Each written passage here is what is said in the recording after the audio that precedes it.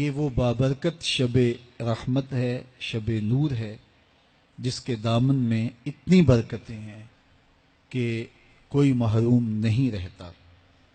صرف وہ بد نصیب لوگ جو شرک میں مبتلا ہیں، جو سخت کینہ پرور ہیں، جو قطع رحمی کرتے ہیں، قاتل ہیں، عادی شرابی یا بدکار ہیں، انہیں اس مبارک رات میں محروم رکھا جاتا ہے، ورنہ اللہ کی رحمتوں کا عموم اس بابرکت راتوں میں اس قدر ہوتا ہے کہ کوئی گناہ گار جو اس کے حضور ہاتھ دعا کے لیے اٹھاتا ہے اور اپنا دامن پھیلا کے اس کی رحمتیں مانگتا ہے، اسے محروم نہیں رکھا جاتا، بلکہ اللہ سب گناہ گاروں کو جہنم کی آگ سے آزاد کر دیتا ہے۔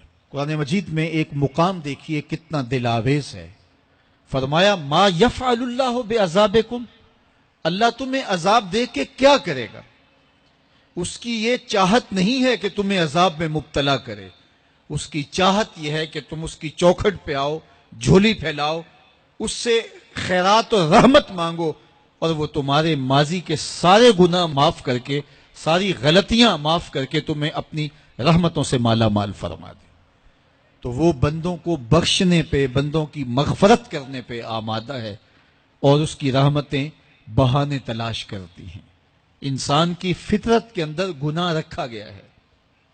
آگ، ہوا، مٹی، پانی، یہ ان چار چیزوں کا مرکب ہے۔ اس کے جو عناصر ہیں اس میں کبھی اعتدال قائم نہیں رہتا، اور اس سے گناہ سرزد ہو جاتے ہیں۔ گناہ کرنے کے بعد بندے کا اس گناہ پہ اصرار کرنا، اڑ جانا، ضد کرنا، توبہ نہ کرنا اللہ کو یہ پسند نہیں۔ لیکن اگر اس سے گناہ سرزد ہو جائے تو پھر وہ توبہ کر لے تو اللہ کو یہ بہت زیادہ پسند ہے۔ جو اس سے ہو سکے نیکی وہ اللہ کے حضور پیش کرے، لیکن اس کے اندر جو شر رکھی گئی ہے، اس کے اندر جو قوتیں گناہ کی رکھی گئی ہیں، اس سے اگر اس سے گناہ سرزد ہو جائے تو پھر وہ اللہ سے توبہ کرے، اللہ کی طرف رجوع کرے، تو اللہ اس کی توبہ کو نہ صرف قبول کرتا ہے بلکہ اس کے گناہوں کو معاف کرتا ہے اور گناہوں کو بدل کے نیکیوں میں تبدیل کر دیتا ہے۔ جب گناہ نیکیوں میں تبدیل ہو گئے تو جتنا بڑا گناہ گار تھا اتنا بڑا نیکوکار ہو گیا۔ حضرت سیدنا عمر رضی اللہ تعالیٰ عنہ بازار میں جا رہے تھے تو ایک شرابی نے ہاتھ میں بوتل پکڑی تھی شراب کی، تو حضرت عمر ہاتھ میں درہ رکھتے تھے اور آپ کا جاہ و جلال دیدنیت ہوتا، تو جو ہی حضرت عمر رضی اللہ تعالیٰ عنہ کو اس نے دیکھا تو ڈر گیا، اور دل ہی دل میں کہا اے اللہ آج عمر کے قہر سے بچا لے، میں تیری بارگاہ میں سچی توبہ کرتا ہوں، اور جلدی سے شراب کو بغل میں چھپا لیا۔ اتنے میں حضرت عمر سر پہ پہنچ گئے اور گرج کر کڑک کے کہا کہ یہ تیری بغل میں کیا ہے؟ کیونکہ اس کو بوتل چھپاتے دیکھا تھا تو وہ ڈر گیا، اور ڈرتے ڈرتے کہنے لگا حضرت یہ سرکہ ہے۔ اب تھی تو شراب، لیکن ڈرتے ہوئے بولا حضرت سرکہ ہے۔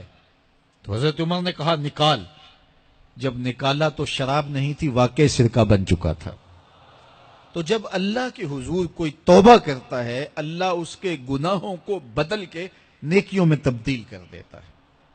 حدیث پاک میں آتا ہے کہ قیامت کے دن اللہ ایک شخص کو کہے گا کہ اپنا نامہ اعمال پڑھ، تو وہ نامہ اعمال پڑھنے لگ جائے گا، تو نامہ اعمال کے اندر چھوٹے گناہ بھی ہوں گے، بڑے گناہ بھی ہوں گے، تو اللہ سے حیا کرتے ہوئے، شرم کرتے ہوئے وہ بڑے بڑے گناہوں کو چھوڑتا جائے گا اور چھوٹے چھوٹے گناہوں کو پڑھتا رہے گا۔ جب وہ سارے گناہ پڑھ چکے گا اور کتاب ختم ہوگی تو اللہ تعالیٰ اسے فرمائے گا میرے بندے تو نے یہ جتنے گناہ پڑے ہیں میں نے سب کو بدل کے نیکیوں میں تبدیل کر دیا۔ تو بندہ کہے گا اللہ ابھی تو میرے بڑے بڑے گناہ رہتے ہیں جو میں نے پڑھے ہی نہیں۔ فَضَحِكَ النَّبِيُّ حَتَّى بَدَتْ أَنْيَابُهُ، حضور جب یہ بیان فرما رہے تھے تو حضور اتنا مسکرائے کہ صحابہ نے حضور کی داڑھیں دیکھ لی۔ تو پہلے وہ بڑے بڑے گناہ چھوڑے جا رہا تھا، لیکن جب اللہ فرمائے گا کہ میں تیرے گناہوں کو بدل کے نیکیوں میں تبدیل کر دیا وہ کہے گا ابھی تو بڑے بڑے گناہ رہتے جو میں نے ابھی پڑھے ہی نہیں. تو جب کوئی بندہ اس کے حضور توبہ کرتا ہے، اللہ یہ نہیں دیکھتا اس نے گناہ کتنے کیے ہیں، یہ دیکھتا بندہ آیا میری چوکھٹ پہ ہے تو اللہ اس کے پچھلے سارے گناہ معاف فرما دے.